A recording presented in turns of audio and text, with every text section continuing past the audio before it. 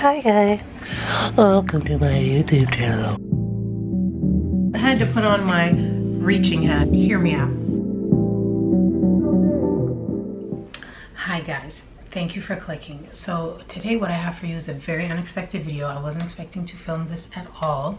I'm working on another video, but I just found out that Lori Vallow had an inmate who was with her for like several days alone, and this inmate is now speaking to media.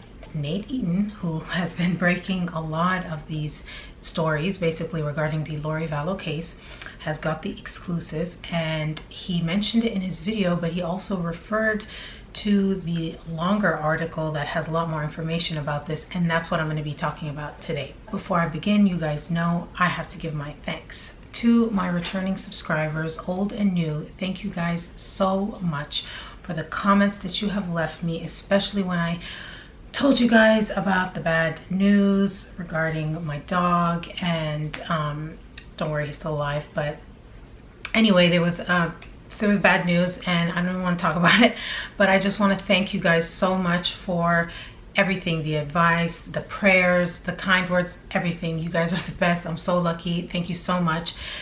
And we'll move on before I get too emo. And if you are new here, hi. This is me. I wear a tinfoil hat and I talk about true crime and conspiracies. It's satire, it's levity, it's irony. You know, this is how I cope with things going on in my life, and this is how I cope with true crime. Okay, so this woman who was an inmate with Lori, she did not want her real name to be revealed, so they were referring to her as Melissa Cook, so I'll do the same. This woman was there on a parole violation, so she met with East Idaho News for 2 hours, and she also provided them with notes that she kept while she was in there. So she knew that Lori Vallow, sorry my dogs are here, she knew that Lori Vallow was coming to the jail.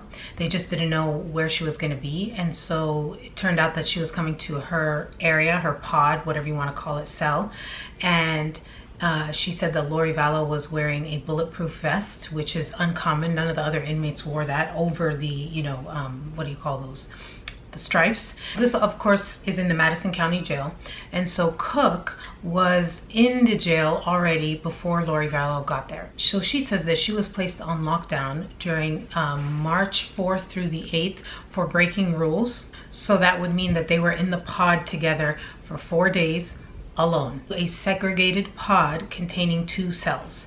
And so she was in one cell and Lori Vallow was in the other cell, and they could talk to each other, and she claims that she could even overhear Lori Vallow talking to her husband Chad and her son Colby. But they're able to walk out of those cells into the pod and watch TV together and sit around together, so when they could hear each other when they're separated in the cell, and then of course they could have much closer interaction in the pod outside of their cells. So some of the privileges that Lori has are she can watch TV, read books, make calls, or talk with each other. She can even do like video chat calls. Here's what Melissa says. I made it a point not to ask about her kids. I wanted to gain her trust and see if she would tell me anything. I'd been judged unfairly for one of my crimes and turned inside out for something it wasn't. I couldn't imagine feeling what she was feeling when she got there. So that's the thing that Melissa says, is that this was of course before the remains were found, and so nobody knew where the kids were, and Melissa thought that the kids were at a polygamist ranch somewhere. So this part I find really interesting, and it shows me that Lori is like, I don't know, delusional, because she was upbeat the whole time, never heartbroken, she never cried. In fact, she said she was happy to be there in comparison to where she was in Hawaii, that this place was so much better. Hawaii had roaches, the floors were awful, that this was like an upgrade basically, and that she was happy. So now we get a little bit of insight into that when she made her famous court appearance, right, with that makeup. So she knew about the media circus that was going on. She was aware of it. I'll tell you what Melissa said. She goes, she was totally aware of all of it. She said, we have the death of Kobe Bryant and COVID, but no, there's me. I'm the lead story. I'm more important than all that stuff. I'm trying to do a high-pitched voice, but you guys know how deep my voice is. I can't go that high. She knew she was the main story and she liked it, end quote. She is loving this attention, which again doesn't surprise me, because I believe that Lori Vallow is the narcissist of all narcissists, the mother of all narcissists. Listen, Listen to this part of the article on East Idaho News, which of course I'll link below. It says, Daybell was proud to show off her blue toenail polish, but complained about her dry skin and was worried about how she would look during the hearing. Cook gave her some lotion, deodorant, and makeup she had purchased from the commissary. Many inmates also used Jolly Rancher candies and colored pencils for lipstick and eyeshadows. Listen to this. So she comes to the door and she has on this bright pink lipstick. She said, "How does it look?"